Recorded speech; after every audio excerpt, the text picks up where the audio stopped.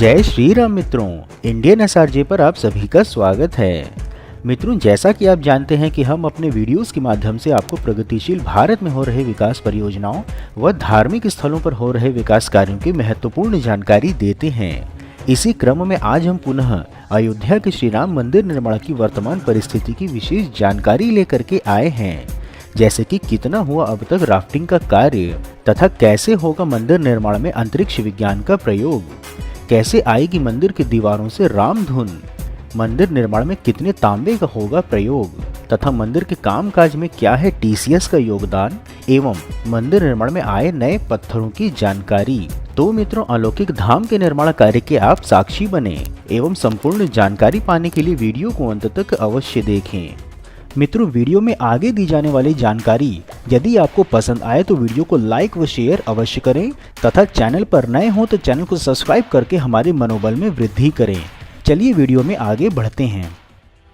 मित्रों, जैसा कि हम सभी जानते हैं कि देश के सबसे महत्वपूर्ण धार्मिक स्थल अर्थात अयोध्या जी की पावन धरा पर वर्तमान समय में भगवान श्री रामचंद्र के भव्य मंदिर के नींव निर्माण का विशेष कार्य हो रहा है।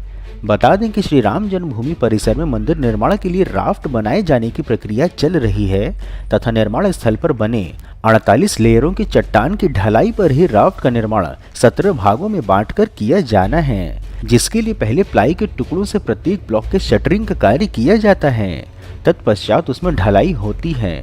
जानकारी के लिए बता दें कि राफ्ट की ढलाई बीते 1 अक्टूबर से आरंभ हुई है तथा यह कार्य तीव्र गति से किया जा रहा है एवं अब तक मंदिर निर्माण के लिए 17 ब्लॉक में से 12 ब्लॉकों की ढलाई का कार्य पूरा हो चुका है, जिन्हें की बड़ी बड़ी मशीनों की सहायता से किया जा रहा है तथा यह राफ्टिंग का कार्य 15 नवंबर तक पूरा किए जाने की तैयारी है। श्री राम मंदिर निर्माण में राफ्टिंग कार्य के अतिरिक्त आपको बता दें कि निर्माण के लिए बेंगलुरु से ग्रेनाइट के पत्थर भेजे गए हैं। इन पत्थरों को भेजने से पहले स्वामी विवेकानंद जागृति समिति और हनुमान ग्रेनाइट्स ने एक विशेष कार्यक्रम का आयोजन कर पूजन किया, जिसके पश्चात श्री राम मंदिर निर्माण के लिए 10,000 ग्रेनाइट पत्थर के खंभों को भेजा गया है। यही नहीं, बता दें कि अयोध्या में बनने वाले भव्य राम मंदिर की दीवारों में 34 टन तांबा लगाने की योजना है। यदि इन्हें मूल्यों में बताएं तो 1 टन तांबे की कीमत है अभी $9,000।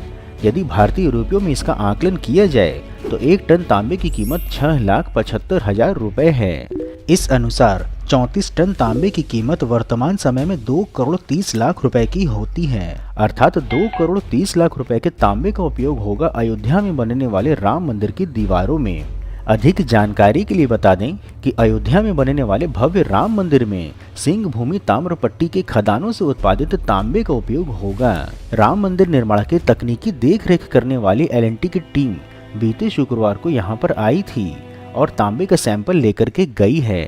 बता दें कि सिंह भूमि ताम्रपट्टी को भारतीय ताम्र उद्योग की जननी माना जाता है। 30 के दशक में इसका आरंभ हुआ था। यहाँ से उत्पादित तांबा देश की आवश्यकताओं की पूर्ति करता है तथा अब यहीं का तांबा श्री राम मंदिर की शोभा भी बढ़ाने के लिए तैयार है। वर्तमान में एल&टी के पदाधिकारी यहाँ के सैंपल देखकर यह तय करेंगे कि आईसीसी के तांबे को मंदिर निर्माण में उपयोग में लाया जाए अथवा नहीं। घाटशिला की कंपनी के तांबे का अयोध्या के राम मंदिर में निर्माण के प्रयोग की जानकारी से स्थानीय लोगों में खुशी का माहौल है। लोगों का कहना है कि पूर्वी सिंह भूमि के लोगों का सौभाग्य है कि भगवान श्री राम के भव्य मंदिर में घाटशिला के तांबे का उपयोग होगा। इसके अतिरिक्त आपको बता दें कि अयोध्या में भगवान श्री राम का सबसे विशाल व भव्य मंदिर बनाने का दायित्व उठा रही टाटा कंसल्टेंसी सर्विसेज को अब इस राम मंदिर का कोष संभालने का भी दायित्व मिल रहा है। इस कोष में अब तक 3,000 करोड़ रुपए जमा हो चुके हैं एवं राम मंदिर का प्रबंध देख रही श्री राम मंदिर न्यास को अब इस बात की चिंता सता रही थी कि इतने बड़े कोष को कौन देखेगा। इसी समाधान के लिए अब टीसीएस को इसका दायित्व दे दिया गया है। तो अब टीसीएस इसके लिए डिजिटल अकाउंटिंग सॉफ्टवेयर विकसित कर रही है तथा इसे संभालने के लिए टीसीएस रामघाट में अपना लेखा कार्यालय स्थापित करने भी जा रही है, जो निर्माणाधीन राम मंदिर के पास में ही है। यहीं से डिजिटल अकाउंटिंग सॉफ्टवेयर बनाने के पश्चात कोष का नियंत्रण किया जाएगा। सूत्रों के अनुसार इस कार्यालय में कामकाज दिसंबर से आरंभ हो जाएगा। बता दें कि अयोध्या में निर्माणाधीन श्री राम मंदिर विश्व में सबसे सुंदर मंदिर होगा, जो तकनीकी रूप से भी श्रेष्ठतम होगा। मंदिर निर्माण समिति से जुड़े सदस्यों की माने तो श्री राम जन्मभूमि परिसर में भगवान श्री राम के भव्य मंदिर के निर्माण में वैदिक विधि ही नहीं अपितु इसे हाईटेक आइकनोग्राफी सिस्टम से भी लैस किया जाएगा। आने वाले समय में श्री राम मंदिर जैसा मंदिर विश्व में कहीं दूसरा देखने को नहीं मिलेगा। कुछ विशेषताओं की बात करें तो उनके अनुसार मंदिर प्रांगण में बिजली व्यवस्था को बिना तारों के बनाए जाने पर विचार हुआ है। साथ ही हाई मॉस्क लाइट के बजाय आंखों में सुकून पहुंचे ऐसी लाइट का प्रयोग होगा। मंदिर प्रांगण के बाहर से ही राम धुन हल्की हल्की गूंजने लगेगी। हवा में भी श्री राम सीता की ध्वनि गूंजती रहेगी।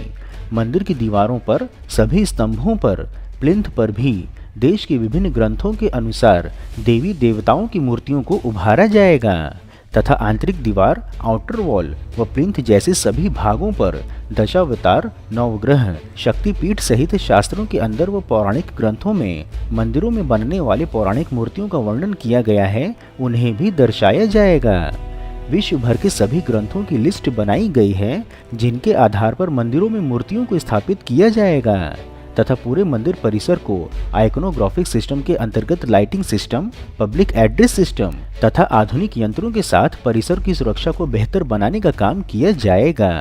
वो सबसे महत्वपूर्ण है कि वायरलेस लाइटिंग से परिपूर्ण करने पर भी बल होगा तथा भगवान राम के जन्म उत्सव पर किस प्रकार के रंगीन लाइट लगाई जाए तथा अन्य दिवस में कौन सा माहौल होगा, इन विषयों पर भी विचार विमर्श हो रहा है। इन सब के अतिरिक्त आपको बता दें कि अयोध्या के राम मंदिर में रामलला को भगवान सूर्य हर रामनवमी पर अपनी किरणों से अभिषिक्त करेंगे।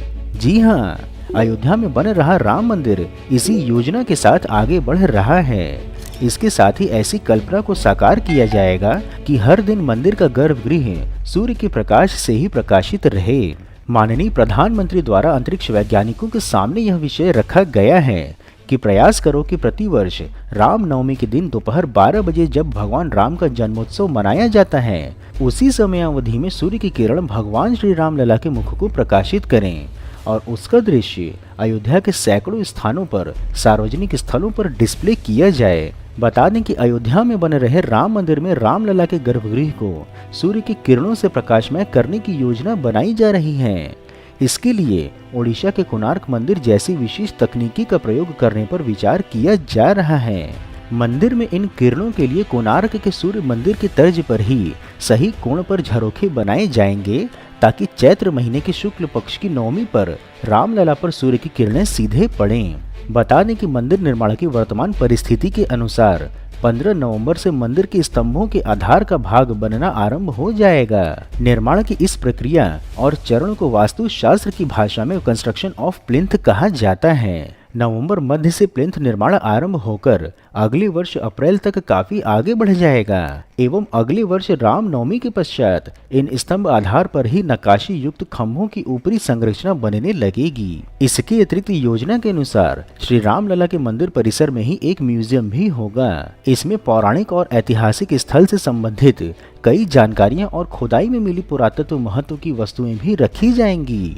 इसके अतिरिक्त यहाँ पर एक आर्काइव्स भी होगा जहां राम जन्मभूमि से संबंधित सारे ऐतिहासिक ग्रंथ, दस्तावेज, पिछली सदियों से अब तक इस स्थान से संबंधित मुकदमों की सारी फाइलें और सभी आदेश, ताम्रपत्र और इतिहास से जुड़ी सारी चीजें होंगी। यही नहीं, आने वाली पीढ़ियां अयोध्या और रामायण सर्किट से जुड़े किसी भी विषय पर शोध करना चाहें तो उनके लिए यहाँ पर एक रिसर्च सेंटर भी होगा। साथ ही विशाल ऑडिटोरियम और गौशाला तो होगा ही। न्यास की ओर से यह भी बताया गया है कि नए मानचित्र और नए विचार के अनुसार प्लिंथ का निर्माण मंदिर निर्माण स्थल पर 400 फीट लंबाई और 300 फीट की चौड़ाई में किया जा रहा है। इस पर ऊपर का निर्माण 365 फीट की लंबाई और 235 फीट की चौड़ाई में किया जाएगा। मंदिर की कुल ऊंचाई शिखर और ध्वजा के साथ 171 फीट की होगी। मित्रों, यदि आपको वीडियो में दी हुई अयोध्या के श्री राम मंदिर निर्माण की विशेष जानकारी पसंद आई हो तो जय श्री राम कमेंट बॉक्स में अवश्य लिखें एवं यदि कोई सुझाव हो तो वह भी बताएं। इसके अतिरिक्त यदि आप नए दर्शक हैं अथवा अभी तक आपने चैनल सब्सक्राइब नहीं किया है तो चैनल सब्सक्राइब कर हमें कृतज्ञ अवश्य करें। फिर मिलेंगे हम नई वीडियो में नई जानकारी के साथ। तब तक के लिए जय हिंद, जय श्री राम।